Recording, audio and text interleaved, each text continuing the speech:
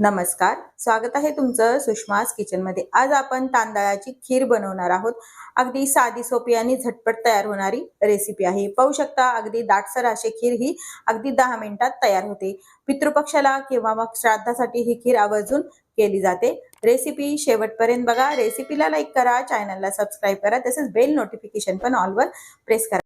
आता आपण रेसिपीला सुरुवात करूया। पितृपक्ष विशेष तांदळाची खीर बनवण्यासाठी इथे मी 1 वाटी बासमती तांदूळ घेतलेले आहेत। हे 3 ते 4 पाण्याने आपल्याला स्वच्छ धुवून घ्यायचे आहेत।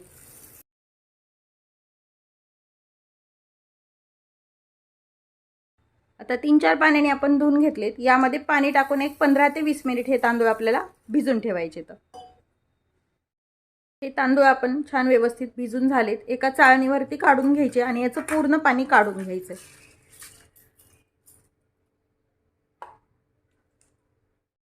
यातलं पूर्ण पाणी काढून घेतले तांदळातलं। आता हे मिक्सरच्या भांड्यामध्ये घ्यायचे। मिक्सरवरती आपल्याला हे तांदूळ रवाळ असे काढून घ्यायचे। मिक्सरवरती हे तांदूळ आपण असे छान रवाळ काढून घेतले। मी इथे बासमती तांदूळ वापरले, तुम्ही कोणतेही तांदूळ वापरले तरी चालतात। खीर बनवण्यासाठी इथे मी एक पातेलं गरम करायला ठेवलेलं आहे। त्यामध्ये 1 चमचाभर साजूक तूप टाकून घ्यायचे। तूप आपलं गरम झालंय। यामध्ये थोडेसे बदाम टाकून घ्यायचे। बदाम, चारोळी आणि इथे मी काजू घेतलेले आहेत। यामध्ये पिस्ते पण वापरता, तुम्ही तुमच्या आवडीने ड्रायफ्रुट्स वापरू शकता। थोड्याशा तुपावरती हे ड्रायफ्रुट्स आपल्याला परतून घ्यायचे। ते अगदी मी थोडासा सुक्या खोबऱ्याचा खीस पण वापरते। खीस वापरणं पूर्णपणे ऑप्शनल आहे, तुम्ही ओल्या नारळाचा खीस पण वापरू शकता, पण टेस्ट छान येते खीरीला म्हणून मी वापरतेय। आता हे थोडंसं गरम झालंय आपलं, परतून घेतलंय आपण हे। यामध्ये आपण जे काढून घेतलेलं रवाळ तांदळाचं पीठ आहे ते यामध्ये टाकून घ्यायचंय आणि मीडियम हीटवरती हे थोडंसं गुलाबीसर होईपर्यंत आपल्याला भाजून घ्यायचंय। गॅस मात्र पूर्ण कमी ठेवा, नाहीतर हे करपलं जातं। खीर बनवताना शक्यतो जाड भांडं घ्या, म्हणजे हे करपलं जात नाही साहित्य सर्व। कढई घ्या किंवा पातेलं घ्या, पण असं तळाला असं जाड असलं पाहिजे इतपत आपण हे वापरायचंय, म्हणजे छान आपली खीर पण तयार होते आणि करपल्या जात नाही। बासुंदी किंवा काही पण बनवताना जसं आपण जाड भांडं वापरतो ना, तसंच हे भांडं यामध्ये जाड वापरायचे। तांदळाचा जो रवा आहे आपण काढलेला असं छान फुलल्या जातो व्यवस्थित भाजल्यानंतर, आणि मग खीरीला स्वाद पण छान लागतो आणि चव आणि वास पण सुंदर येतो त्याचा। त्यामुळे थोडंसं असं भाजून घेतल्यानंतर खीर अगदी छान होते। आता हे आपलं भाजून झालेलं आहे।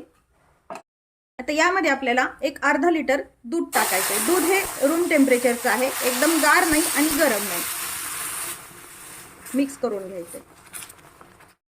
खीर आपल्याला छान उकळून घ्यायची, म्हणजे हे तांदूळ असा मऊ होईपर्यंत छान आपल्याला शिजवून घ्यायचं त्याला।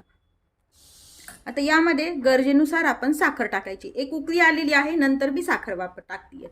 साखरेचं प्रमाण तुम्ही तुमच्या आवडीनं गोड कसं लागतं ते तुम्ही वापरायचंय।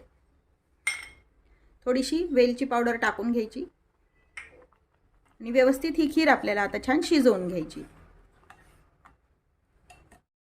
आता खीर छान शिजून झाली। 10 ते 12 केशरच्या काड्या यामध्ये आपल्याला टाकून घ्यायच्या,